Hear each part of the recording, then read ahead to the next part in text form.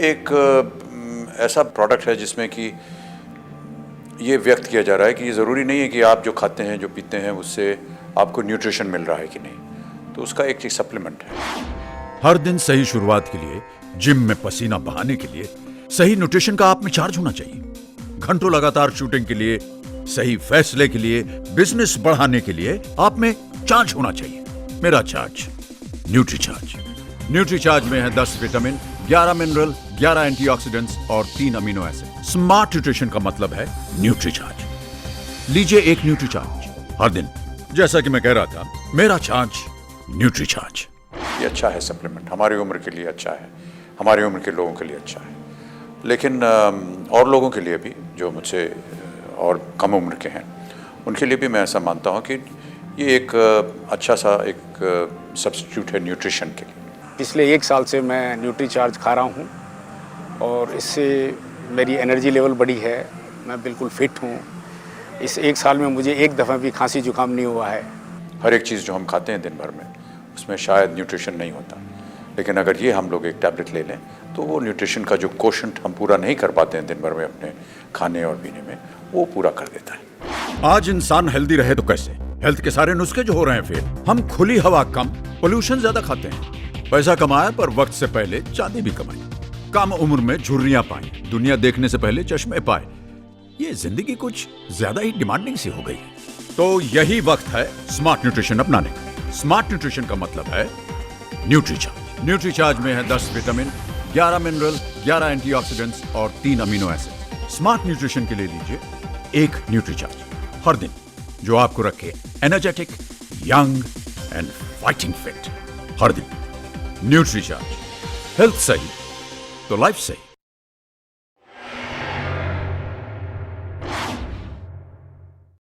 पहले मैं अपना आभार प्रकट करना चाहता हूं कि इतना भव्य स्वागत आपने किया मेरा, और जितने भी यहाँ पर लोगों ने आकर के अपने भावनाओं को व्यक्त किया, उन्होंने बहुत सी अच्छी अच्छी बातें कही मेरे लिए। मैं अपने आप को इस लायक नहीं समझता हूँ, लेकिन उन सबको मैं अपनी ओर से अनेक अनेक धन्यवाद देता हूँ।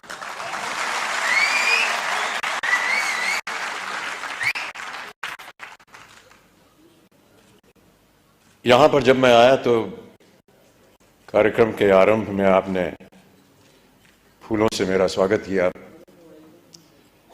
पुष्पों की माला पहनाई, और मैं ऐसा मानता हूं कि ये जो पुष्पों की माला आपने मेरे गले में डाली, उसे मैं एक वरमाला के तौर पर देखता हूं। और ये जो वरमाला आपने मुझे पहनाई है, इस नाते से मैं आपके परिवार का एक सदस्य हो गया हूं।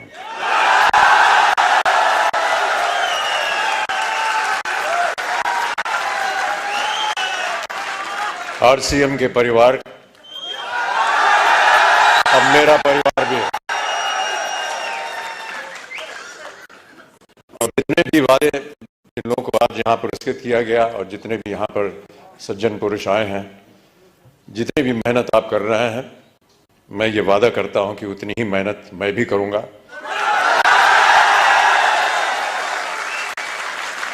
ताकि जितने भी मापदंड लगाए गए हैं, वो चाहे 2500 के हों, 1000 के हों, 2000 के हों, उन सब में मेरा योगदान रहेगा। और जब जब आप लोग चाहेंगे कि मैं उपस्थित हूं आपके सामने, मैं अवश्य यहां पर हाजिर हूं।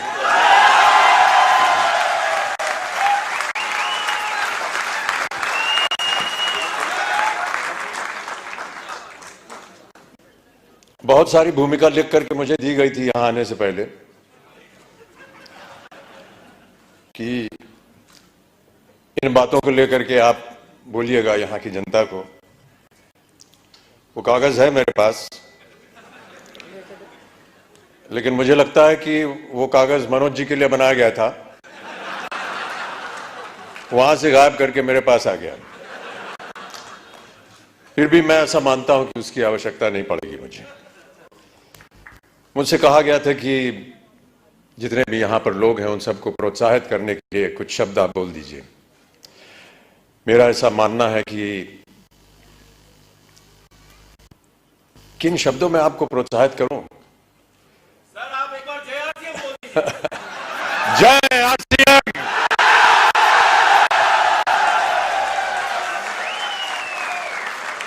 और मैं यही कहने वाला था कि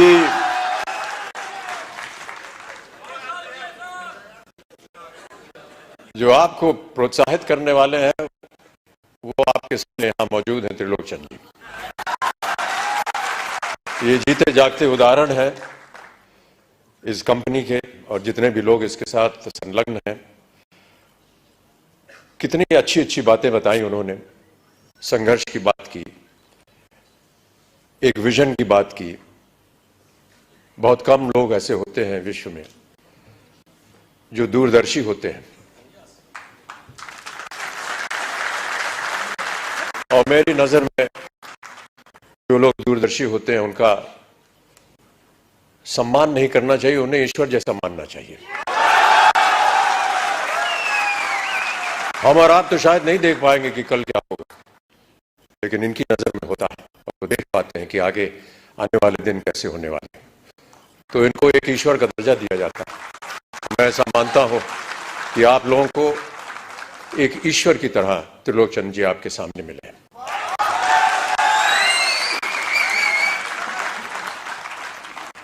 यहां आने के बाद कुछ क्षण मैं उनके साथ यहां वेटिंग रूम में बिता रहा था और बहुत सारी बातें की हम दोनों ने, और उन्होंने बात बताई कि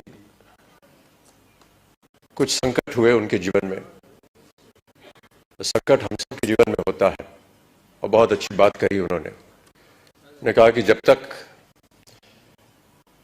हर एक के जीवन में कोई दुख दर्द संकट नहीं आता तब तक हमें पता नहीं चलता कि जब अच्छाई होती तो उसका मूल्य क्या होता है।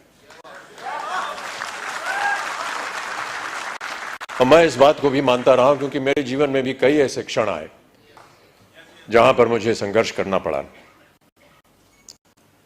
कई बार हताश होकर के मैं पूज्य बाबूजी से, जब वो जीवित थे, तो उनके सामने जाकर के कहता था कि बाबूजी जीवन में संघर्ष बड़ा है। तो उन्होंने बहुत अच्छी बात बताई। उन्होंने कहा कि बेटा जब तक जीवन है तब तक संघर्ष है।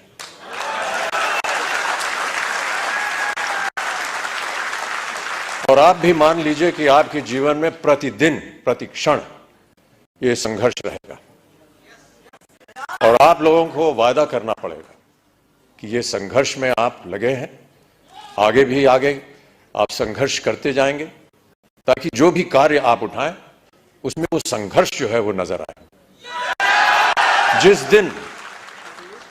जिस दिन लोग आपके संघर्ष को सम्मानित करेंगे उस दिन आपका पदार्थ जो है वो ऊंचाइयों पर पहुंच जाएगा।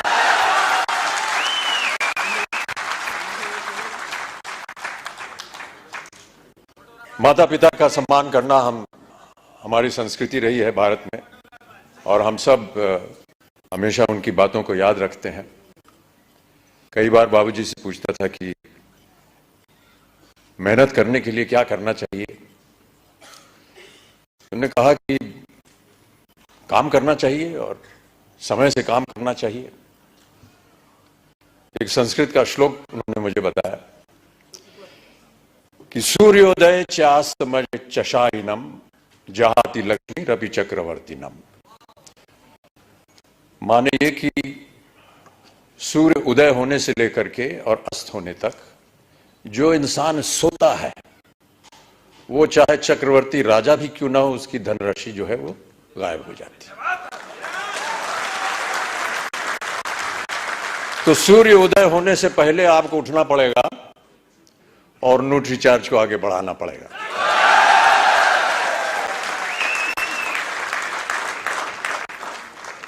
हनुमान जी की एक कथा है। हनुमान जी ने कहा था कि ईश्वर से कि हमको शिक्षा प्राप्त करनी है, ज्ञान प्राप्त करना है, क्या किया जाए, किसके पास जाए। उनसे बताया गया कि आप सूर्य के पास जाइए। सूर्य देवता जो है वो ज्ञान का भंडार है, उनके पास आप जाएंगे तो वो आपको ज्ञान दे सके। तो हनुमान जी गए सूर्य देवता के पास। तो सूर्य देवता ने कहा, भैया मैं तो चलायमान हूं, चलता रहता हूं, कैसे तुमको शिक्षा दूंगा मैं। तो हनुमान जी ने कहा कि आप ज्ञान मुझे देते जाइए और चलते रहिए। मैं आपके सामने उल्टा होकर के चलूंगा तो आप चलते रहेंगे, मैं आपके सामने उल्टा होकर के चलता रहूंगा और ज्ञान प्राप्त हो जाएगा मुझे। कहने का तात्पर्य यह है कि सूर्य के आगे आपको चलना पड़ेगा, तभी जाकर के आपको ज्ञान प्राप्त होगा, तभी आपका संघर्ष जो है वो सफल होगा। प्रोत्साहित करने के लिए एक कविता की कुछ पंक्तियां हैं। इससे पहले मधुशाला की एक पंक्ति पढ़ी गई थी, क्षमा चाहता हूं, उसमें थोड़ी बहुत त्रुटियां थी। जो यहां सज्जन पुरुष आए थे उसको मैं दोबारा एक बार सुनाना चाहूंगा आपको कि मदिरालय जाने को घर से, मदिरालय जाने को घर से चलता है पीने वाला, किस पथ से जाऊं असमंजस में है वो भोला भाला, अलग अलग पथ बदलाते सब पर मैं ये बतलाता हूं कि राह पकड़ तू एक चला जल पा जाएगा मधुशाला।